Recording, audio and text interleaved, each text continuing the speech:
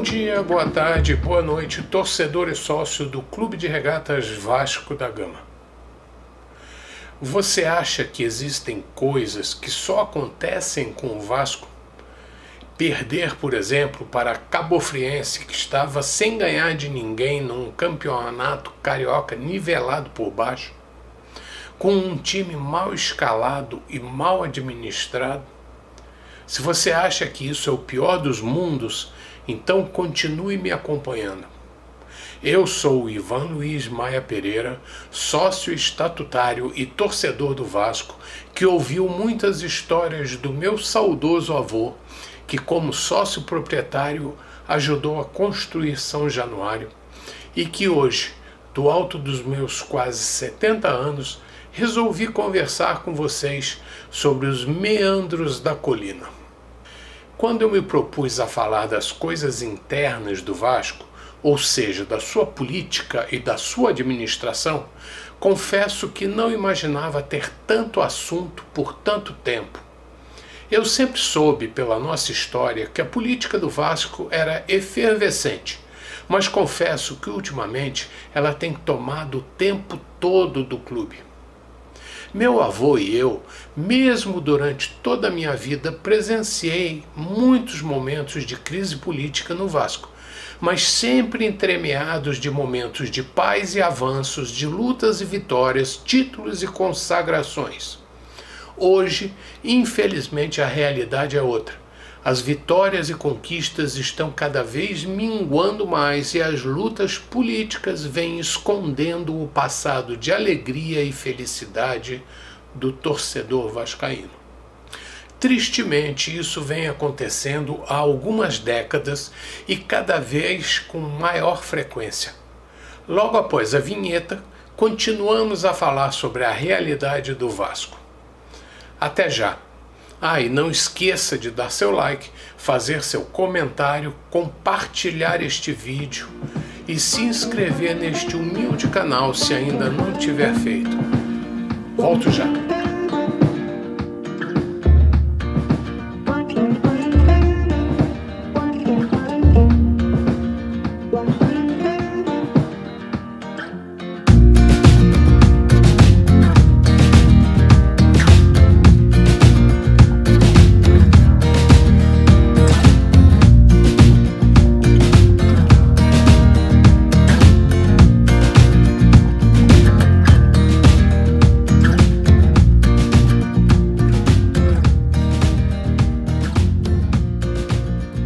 Desde meu primeiro vídeo, venho falado sobre a necessidade urgente de uma profunda reforma no Estatuto do Vasco.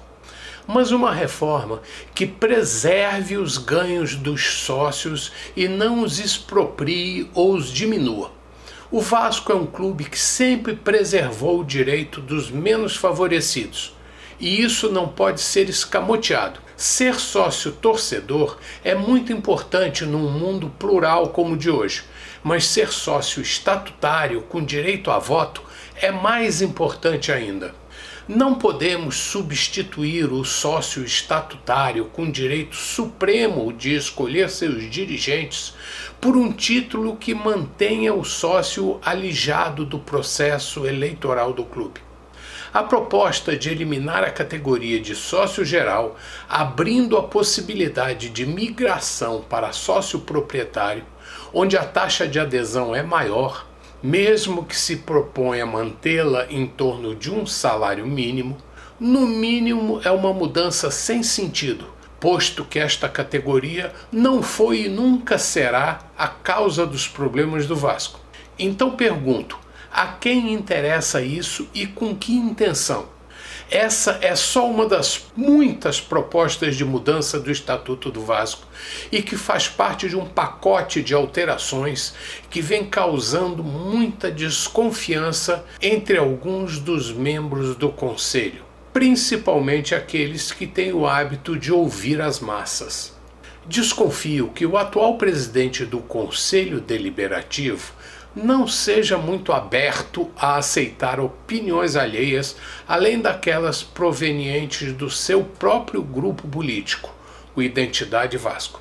Impor sua vontade e manter-se por cima da carne seca parece ser a sua única intenção política, única e principal. Na última reunião do Conselho de quarta-feira passada, muitos grupos não queriam aprovar as mudanças propostas pelo Conselho sob a justificativa de que algumas mudanças prejudicavam os atuais sócios, principalmente a extinção da categoria de sócio geral, como já falei anteriormente. Outras propostas de mudanças, como as que aumentavam os prazos de carência entre a inscrição como sócio e a próxima eleição para o sócio poder votar nos dirigentes e também se candidatar a cargos eletivos no clube, além de outras restrições, acenderam o alerta para aqueles que viam nelas um estreitamento nas vias democráticas que sempre foram amplas e de mão dupla num clube que nunca aceitou as diferenças como motivo para restringir direitos. Outro motivo para se evitar mudanças eram as desconfianças sobre as formas nebulosas como elas seriam implementadas. Não havia clareza como a comissão que estudou e propôs essas alterações fora composta e como trabalhou. Quem ouviram e se os sócios estatutários foram ouvidos ou pelo menos se houve uma abertura para isso. Eu, pelo menos, nunca fui comunicado ou consultado. A única coisa que sei é que o sócio precisa aprovar ou referendar em Assembleia Geral as mudanças, mas não está claro que poder eu tenho. Como esperado e como sempre acontece na maioria das reuniões do Conselho do Vasco da Gama, a confusão foi grande e a reunião foi prorrogada para o próximo dia 4 de fevereiro. Nem mesmo houve consenso sobre o quórum da reunião. Algumas pessoas contestaram não haver quórum mínimo, outras diziam que havia quórum, mas as pessoas simplesmente não assinaram a lista de presença, justamente para não confirmar a presença mínima. Ou seja, uma bagunça total. Para piorar, no meio de todo esse tumulto, o presidente do Conselho Deliberativo ainda conseguiu incluir na reunião uma sindicância sobre possíveis atos irregulares cometidos pelo presidente da diretoria administrativa, seu antigo aliado e atual desafeto Alexandre Campelo, no que se acabou chamando de o caso da lista de sócios do Vasco. Durma-se com esse barulho todo.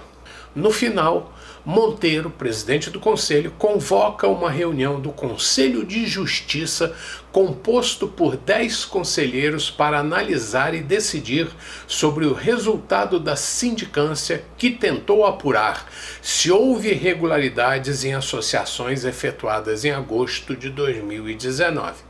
Essa é a versão vascaína do Supremo Tribunal Federal. Parece piada, mas não é. É só o Vasco de hoje. Um Vasco que pode punir seu presidente e ficar nas mãos de seu vice-presidente Eloy Ferreira, de seu presidente do Conselho de Beneméritos Silvio Godoy, de seu presidente do Conselho Fiscal Edmilson Valentim e seu presidente do Conselho Deliberativo Roberto Monteiro. Tudo isso resultado de um golpe que impediu que o vencedor nas urnas, Júlio Brandt, assumisse, colocando no seu lugar seu ex-aliado Campelo, que se aliou aos opositores do vencedor com apoio de Monteiro e Eurico, e que depois se desentenderam e que acabou ficando sozinho administrando o clube. Tiranicamente, diga-se. Seria uma história hilária se não fosse triste e muito prejudicial ao Vasco, em que isso vai dar só a Cruz de Malta dirá. Quanto ao futebol, a coisa não parece muito diferente. Como eu digo, tudo que se faz fora de campo acaba refletindo nas 4 linhas. Você duvida? É isso aí, amigo. Volto logo. Bom dia, boa tarde, boa noite, sócio e torcedor do Clube de Regatas Vasco da Gama. Não esqueça do like, de compartilhar este vídeo e até a próxima.